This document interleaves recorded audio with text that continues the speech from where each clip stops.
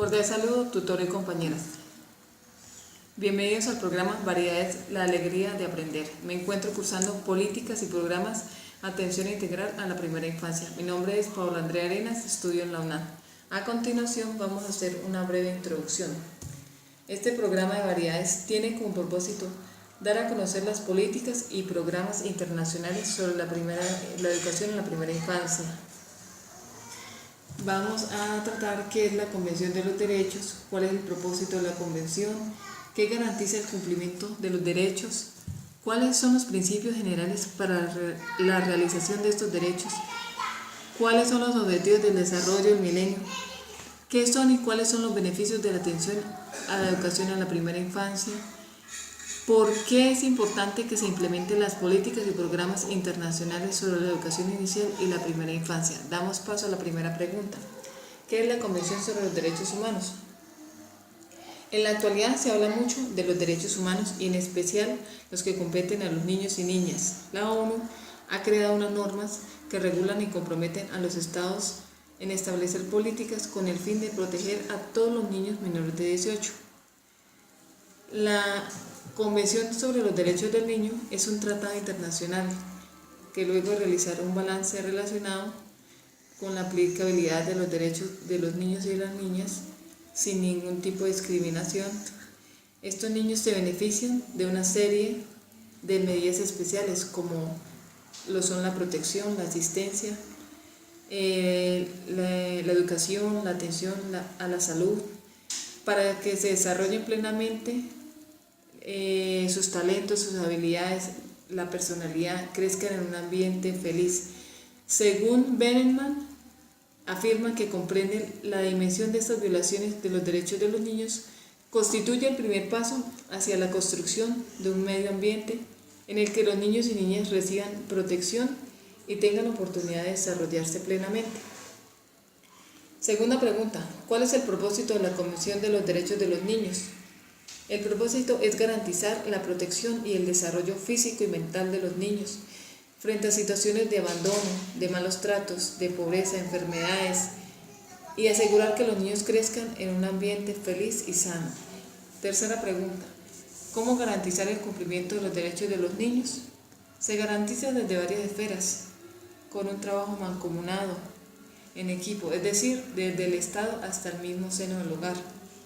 Los gobiernos están obligados a reconocer la gama completa de los derechos humanos de todos los niños y niñas y a tenerlos en cuenta en las decisiones legislativas y en las políticas. El proceso de cambio que establecen algunos estados se encuentra todavía en sus primeras etapas. Cuarta pregunta, ¿cuáles son los principios generales para la realización de los derechos del niño? El primero, el interés superior del niño. Constituye la esencia de la Convención Internacional de los Derechos del Niño. En el artículo 3 del primer párrafo establece que una consideración primordial de los estados en todas las medidas concernientes a los niños será su interés superior. Como segundo tenemos el derecho a la no discriminación. Esto refleja un pilar importantísimo, fundamental en los tratados internacionales de los derechos humanos. Según el artículo 2 de la Convención, exige que todos los estados respeten y garanticen los derechos de cada niño, sin distinción alguna de raza, color, sexo, idioma, religión, de grupo social, étnico, posición económica, o que estén impedidos físicamente, o cualquier otra condición del niño o de los padres o representantes legales. Otro principio es el derecho a la libertad de expresión y ser escuchado. Todo niño tiene derecho a expresarse libremente en todos los asuntos que le afecten y en consecuencia establecen que esas opiniones se tengan debidamente en cuenta en función de la edad y la madurez del niño. Si los niños pequeños aún no utilizan un lenguaje escrito y en forma limitada utilizan un lenguaje hablado, los niños pequeños pueden hacer elecciones y comunicar sentimientos, expresar ideas, deseos. Por ello se debe favorecer su participación tomando en cuenta su interés superior y su derecho a ser protegido. Quinta pregunta, ¿cuáles son los objetivos del desarrollo del milenio? Tenemos 8. Primero, erradicar la pobreza extrema y el hambre. Segundo, lograr la enseñanza primaria universal. Tercero, promover la igualdad entre los géneros y la autonomía de la mujer. Cuarto, reducir la mortalidad infantil. Quinto, mejorar la salud materna. Sexto, combatir el VIH-Sida, el paludismo y otras enfermedades. Séptimo, garantizar la sostenibilidad del medio ambiente. Octavo, fomentar una asociación mundial para el desarrollo. Sexta pregunta. ¿Cuáles son los beneficios de atención y educación a la primera infancia? Primero, la salud y la nutrición materna de la primera infancia, mejorando las perspectivas de la educación. Según Aldemar del 2006, Berman de 1996, Manlucio en el 2009 y la UNESCO en el 2010 afirman que son cada vez más numerosos los estudios relativos a los efectos negativos del hombre, el retraso del crecimiento, la emancipación y la anemia, derivados de las deficiencias alimentarias de la salud, en las perspectivas y los resultados de la educación. Está demostrado que la atención de la primera infancia debe figurar entre las prioridades de la educación y el desarrollo del capital humano. Los niños que han sufrido malnutrición en sus primeros años suelen obtener resultados inferiores en las pruebas de función cognitiva, de desarrollo psicomotor, motricidad fina, niveles de actividad y capacidad de atención. Como otro principio tenemos mejorar la asiduidad y los resultados de la enseñanza primaria en los siguientes niveles. La participación en un programa puede estimular el desarrollo y el bienestar social y afectivo para el desarrollo lingüístico y de capacidades cognitivas básicas y el desarrollo físico y motor. Puede preparar la escolaridad, elevar la autoestima y mejorar la voluntad de aprender, mayor motivación para aprender y descubrir, aumentar la probabilidad de matrícula en la enseñanza primaria y mejorar los índices de continuidad y terminación de los resultados. Según la UNESCO en el 2006 y Silva en el 2004, hay sólidas pruebas de estos beneficios en todos los países desarrollados y en desarrollo.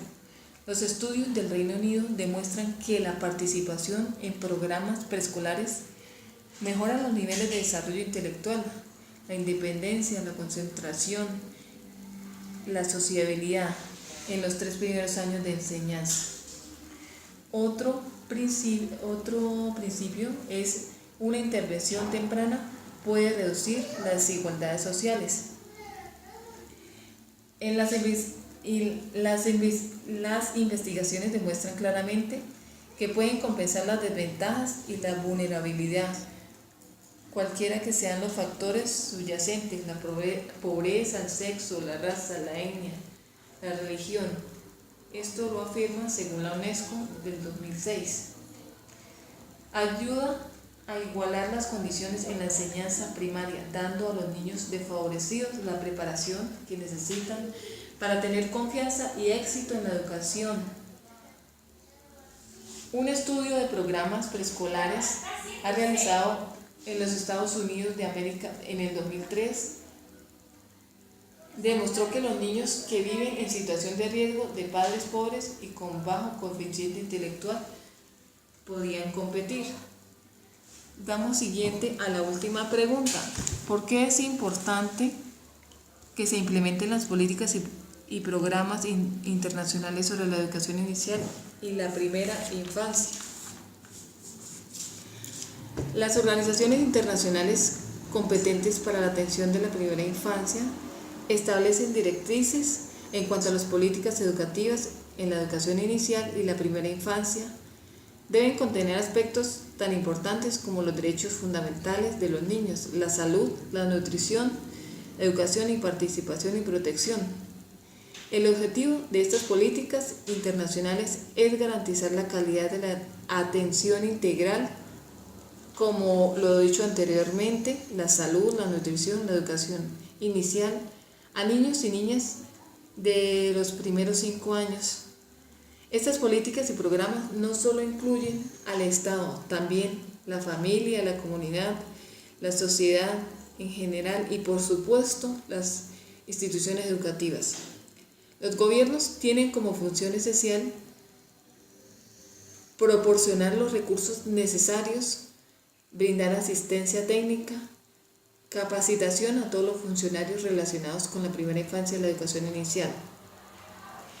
La comunidad, la sociedad deben ser comprometidas con la educación de primera infancia mediante la colaboración, la asistencia, velando por el bienestar de los niños y niñas del país. La familia es el eje central, en donde se debe iniciar lo básico. Los padres deben proporcionar condiciones necesarias para los niños y niñas, desde que nacen. En caso de no poseer los recursos necesarios, ya pasan a ser la sociedad civil y el Estado a brindar y garantizar los derechos de los niños y niñas. Ya con todo esto, establecer las bases para que en realidad se conviertan en políticas y programas reales para la atención de esta población. Desafortunadamente, desde nuestros conceptos, vemos muchas falencias que realmente llevan a dudar de la adecuada aplicación a estas políticas y programas internacionales sobre el tema. La corrupción, la falta de atención a la primera infancia, en determinadas regiones, como se observa en Colombia, se pone en tela de juicio si en Colombia se está aplicando las políticas y programas internacionales y si los recursos se están utilizando en garantizar los derechos del niño y de la niña. Muchas gracias.